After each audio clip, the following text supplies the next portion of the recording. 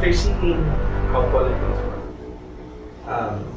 I might not have the intestinal fortitude to enter. I'm the king. My wife is the queen. The queen protects the king, but the king can only do one movement at a time, whereas the queen can do whatever she wants. Then you have a peaceful home. I reached this point because I work hard, and I'm lucky enough to be supported by loving people. If what would, this is a good thing. And I'm not saying I've reached the pinnacle and call myself successful. I have so many things to learn. I have so many things to achieve. I have dreams yet to be fulfilled. Every person you meet in your life, they're not there by accident. They're there by a purpose. It's either the purpose only God knows. But there was always the people you meet in your life. They're God's gift. They're God's sent. It's just up to you to know what's the purpose when God wanted you to meet that person.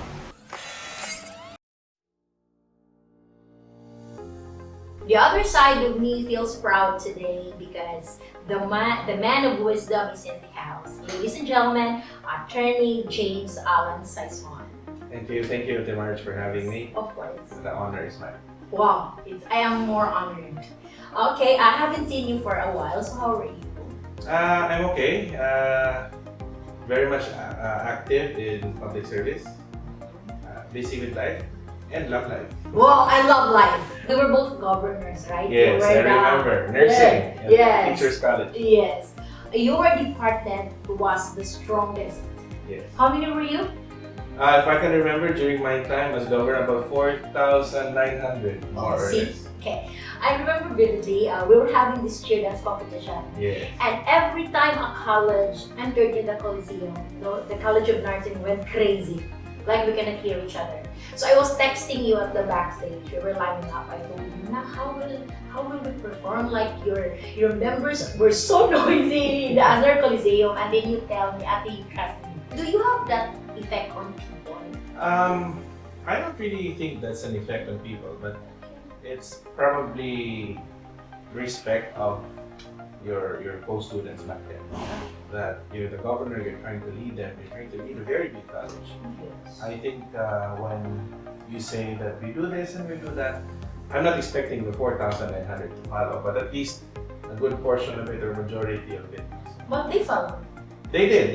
And I told them Teachers College was our friend. We were both contenders for the most outstanding leader. Remember Yes, that? I remember And that. the most outstanding governor. I talked to my wife about that after class. Okay, talk about your wife about it. Did you remember that we were actually interviewed in a conference room? Yes. And then you are the only one is allowed to enter and be interviewed, telling me, Atty, if I will lose that award because you will have it, and then it will make me very happy. Yes. Okay. Were you trained by Dr. Sayson to be the sweetest guy that you are? Or is that an innate characteristic? They always say that it takes a village to raise a child. I'd like to attribute some of my qualities and characteristics with my parents, not just my mom, of course, my father. Yeah. My mom is stern, my dad is the sweet type. Ah, so it's more of a dad. Yeah, but I think it's more of the training that I got from my grandparents, from my uncle, because we're a close knitted family. Yeah. But let me tell you a story about the race for the most outstanding student leader and the most outstanding student governor. I remember at that time, I wanted to be most outstanding student leader because I remember there was only two highest awards that was given, the most outstanding student and the most outstanding student leader. So I was vying for the most outstanding student leader. I didn't mind much about the outstanding governor. So when I got the most outstanding student leader and you got the most outstanding governor, I was outstanding governor, but you were the most outstanding governor. People were asking questions. Why? It said it's not possible that the most outstanding student leader will not also win the most outstanding student governor. So I was telling them I don't mind. I'm not gonna question anything because I've seen how hard you work as a governor. And then for me, you deserve to win the most outstanding student governor. Oh, It's a win-win. Do you remember that they were proposing for a tuition fee increase? Yes, I remember that. Yeah. I remember that. Oh, you remember that? And I remember my mom was there. Yes. My mother was there. Yes. And I voiced the opposition and I told them, the leaders, the student leaders that you consulted, it would be unfair for us to approve it. Because at that time, I know you're going to teach in the college, in Southwestern University Yes. after your graduation. There were talks that I'm going to teach in the College of Nursing after my Yes. graduation. So whatever tuition fee increase that they will impose at that time will have an effect on us. Yes. So I said it would be it would be morally unfair for us to acquiesce with the tuition fee increase. I don't know if you remember this. I was asking you, we were holding the conference. Yes. I asked you, Nak, how will you speak when your mom is there sitting Yeah, I know. alone? And then you told me, Ate Marge, I am not here as a son. I'm here as a mother. Yes. What made you so pro-student? As a governor, my goal at that time was really to be the bridge between the students and the administration. I always understand, looking back, I always understand the side of the administration that of course they need to increase the tuition and stuff for improvement for teachers' salary. But I don't think I'm really pro-student, but in every decision I make, especially that crucial decision that when we oppose the tuition fee increase, I always think of the father who has to sell his car for the father to pay the tuition. Or for the mother who's working OFW who will not buy food so that she can pay the tuition of her son or her daughter. So I think that was my mentality then, that it's okay for those who can afford, but there are really those who struggle to send their kids to school. So that was my mantra then. And I have to be the voice for these people who cannot speak because they were not consulted. Your mommy must be so proud of you. I hope so. How was your experience when you were chosen to represent the Philippines and what's that? The 4th Melaka International Youth College. Okay. It was very nice, surreal at that, I said, because there were many student leaders also from different countries. Yeah, there were I think 43 countries at that time represented, and we discussed issues that affects the youth. And in one of my proudest moments was out of all the delegates, there were 6 of us who were chosen to draft the declaration, Fourth Melaka International Youth Dialogue Declaration. What were those countries then? Philippines? There was Philippines, I can't remember, there were Fiji Islands, Philippines, UK, Kenya, I can't remember the others. Oh. And there were 6 of us, and then we submitted the declaration to the United Nations. Why did you for so long? It's a dream. It's my dream. I came to realize that lawyering was a dream at 18. So when I was already in the College of Nursing, I asked my mom if I could shift courses, because at that time, a common belief was when you enter law school, your pre-law should be pol sci. Yes. That was a common belief at that time. So I asked my mom if I could shift courses. I remember she said no. She said finish your nursing and then you take up law after. If you were to describe yourself being a nurse, what kind of nurse are you? What kind of a nurse I am? Yes. I'd like to think that I'm compassionate. I'm caring. I think it's in my nature. How are you as a lawyer? As a lawyer? Are you this firm type? No. I always try to make consensus. If there's a possibility to make consensus, we do that. Unlike other lawyers who would want to litigate all the time, I felt that it's okay to litigate when there is really a need to litigate. But as far as when you can avoid litigation, you have to advocate to your client to avoid litigation and arrive at a common ground with the opposing party. What is the most challenging so far? I know you will come a long way back because you're an intelligent person. But so far, what's the most challenging job you did and you surmounted it with flying colors? The most challenging job? Yes, as an attorney. I have to put it into the proper context. When we say the most challenging job, it's the job that I have now in Lapu-Lapu City. Yes. I can say that it's challenging because right off the bat, the mayor asked for your legal opinion. And you have to be quick. Yes. If the mayor asks something and you have to be quick. You're expected to know. So, yeah, I agree, you have to be quick. But at the same time, of course, being quick does not mean that you don't have to think clearly on what are the effects with your advice. I think that's really difficult because people expect that you know everything. Yes. And lawyers will know that even if we're assumed to know everything, we don't know everything. Yes. There are things really that that needs to be studied. But there are many times also that I was very frank with the mayor and I said, this is a very complex issue. I need to study this issue. I can be frank at times. I always have that.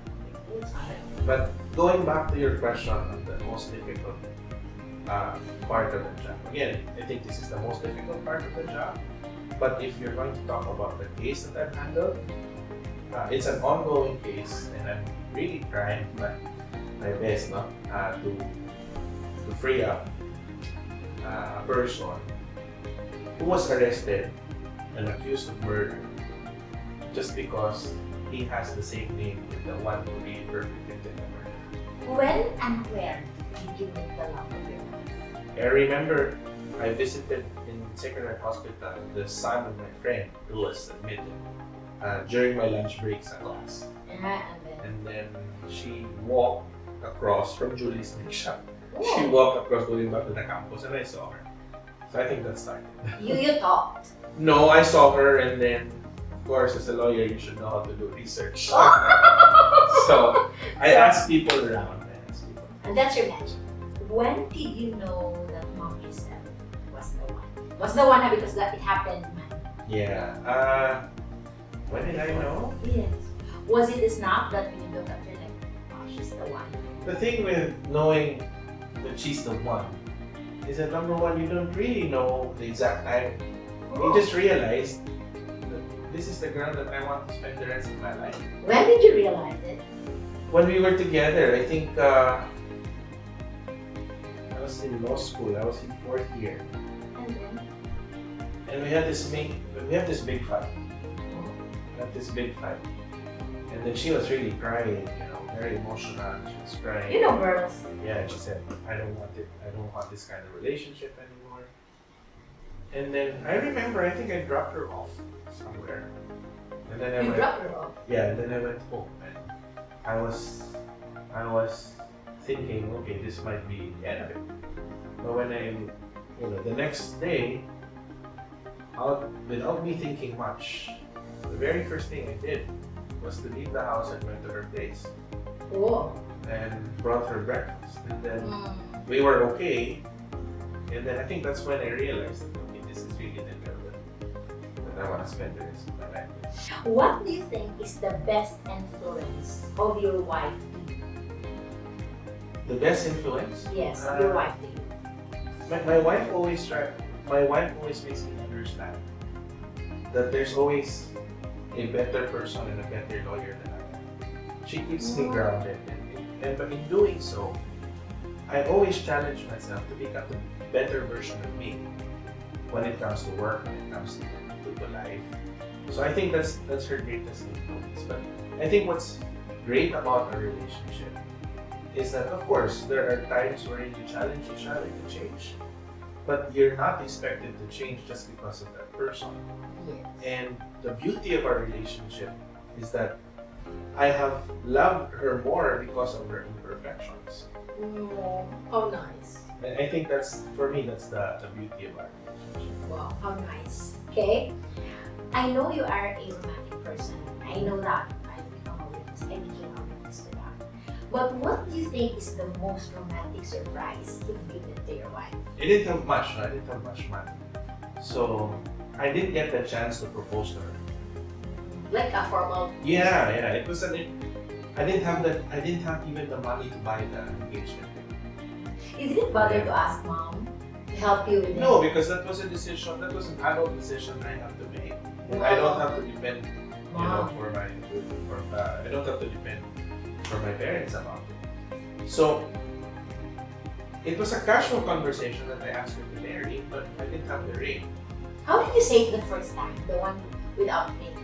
How did No, you I say think it? we had a very serious conversation about taking it to the next level. And she expected that I'm going to propose. Oh. But I didn't have the ring.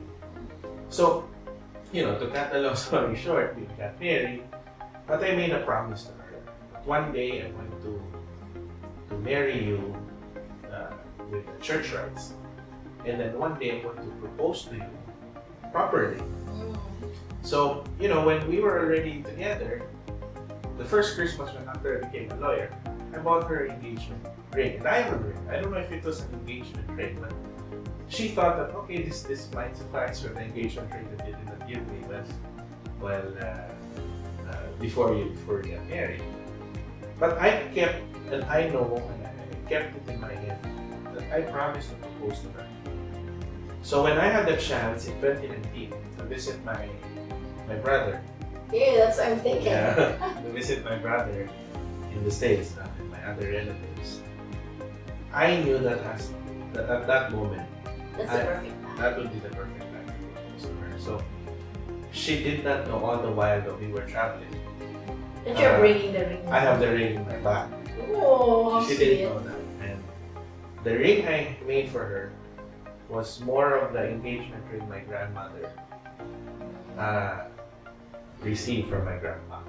So it's more sentimental. Yes, it was more of, it was sentimental for me. So I think that was a surprise. Without her knowing, I proposed to her in Victoria and Albert in Disney. Wow. How did you do that? I asked my brother, because we had a reservation for Victoria and Albert. It's a restaurant in Disney, and it's difficult to dine without reservations. We were Was it lucky. expensive? Quite. But expensive. we were lucky to get a slot on the days that we were there. So my cousin was really bugging me. That's experience once in a lifetime. So yes, I asked my brother if that would be the perfect moment. So my brother works in Disney. He's also a chef. So he talked to the chef of Victoria and Albert to make a Cinderella glass slipper. Whoa. And that's where I placed the engagement ring. And then? And then I think before the meal course ended, the butler came and gave her the. What was the reaction? She cried. She didn't know, Oh. and she was bugging me after, and she said, I could have done my nails. And I know. Of course, no, because had she known. Yeah, but Because she had to I put think it on. I think the moral lesson there that I want others to know, and I'd like to share, is that when you make a promise, you have to fulfill that promise, no matter how long it will take. You have to be a man of your word and fulfill that promise. I made a promise to her that I'm going to propose. I did. I made a promise to her that we're going to get married in church. That was supposed to happen in July of 2020. Till COVID happened, so nothing was more. Okay, now let me ask you this. Why do you love her? Because she's God's gift. Truly. Yes. I mean, Marge, I'm not a perfect husband. I'm far from being perfect. But I made a promise to her on our wedding day. I'm not perfect. But every single day, I'll strive to be perfect for you. Even if I know I will never be perfect. I would love to have also Mayor one day in the other side of me. One day I want to know the other side of it. I remember I was I was new on the job, and he was still new as a mayor at that time. There was a demolition that was about to be implemented in a private lot. So he called me and said, "Attorney, there is a demolition, this and that." The people came there. So I looked at the property and I told Mayor, there's no need for us to intervene because this is a private lot, this is a private matter. You know, the only thing he did was he sat back, he thought of it, and he said, "You know what, Attorney, I'm a father too. Tonight when I sleep, I will look at the ceiling. I know I will still have that ceiling above my head the next day.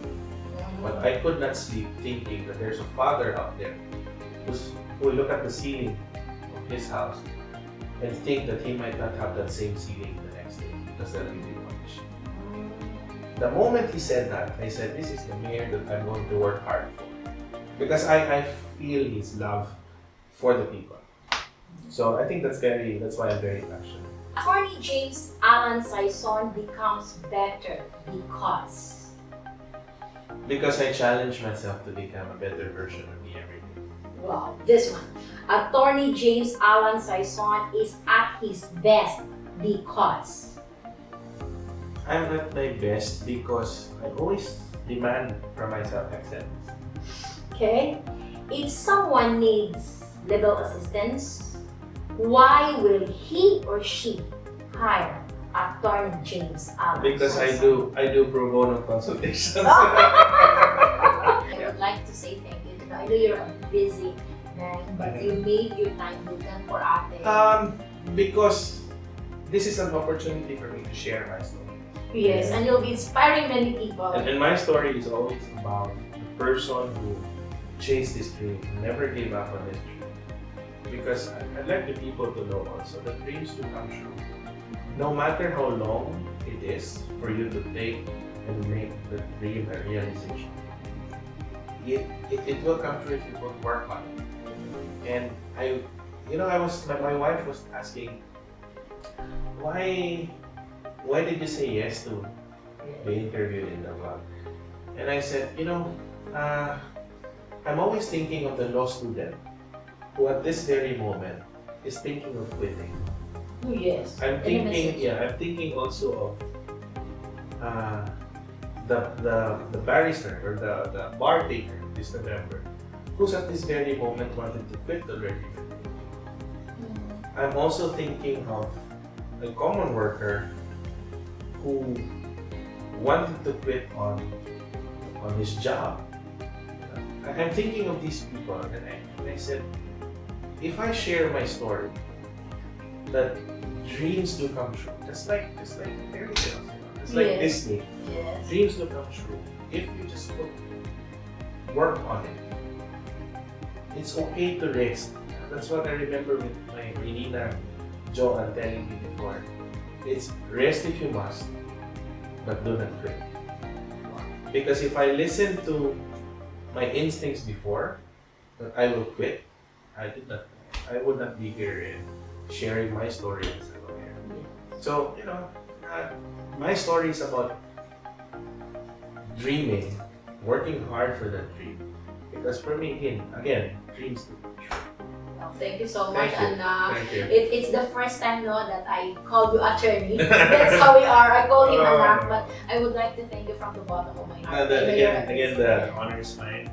Yes, thank you for allowing me, of course, also to share the other side of me. I'd like to thank my sponsor, Mom's Best Value Pharmacy, and also Chantal's Hair and Nail Care Salon. And guys, please, last word for them before we say goodbye.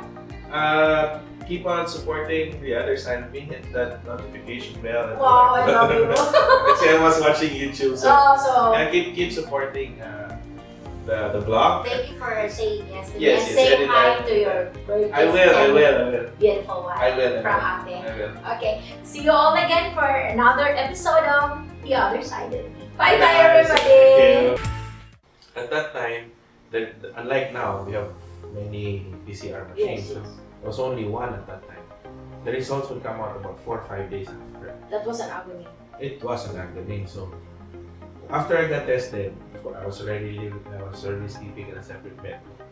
On the day that my result came out, we had everything planned. So, lapo-lapo already arranged what will happen in case I get positive. I'll be extracted. You'll be quarantined. I'll be extracted from home. Yes. They have to lock down the house. I'll be extracted and then I'll be placed in the hospital. So at that time, of course, the news was about people dying. So in the morning of the results, I had a video call with my wife who's been sleeping in the next room. Oh, what did you tell her? We said goodbyes, you know. She asked. How did you say goodbye? No, she asked because I was avoidant at that time, and she was brave enough to ask what will happen if you turn out positive. So I casually answered that I'll be quarantined in the hospital in the city. But I know that the signal there is not good. So she was saying, oh, what if we don't get the chance to talk? So I said, okay, this is what will happen. I don't want to be resuscitated in case. I don't want to be intubated if there is any. Of course, they will ask for the consent and they'll call you. You know that I don't want to be intubated in case I could not make the decision for myself. In case I'll die, you have to do this. You have to sell. You have to say that these are utang. This is the money. This is the where I pay some of my cash. So I told her everything, and I said goodbye. In case, just in case.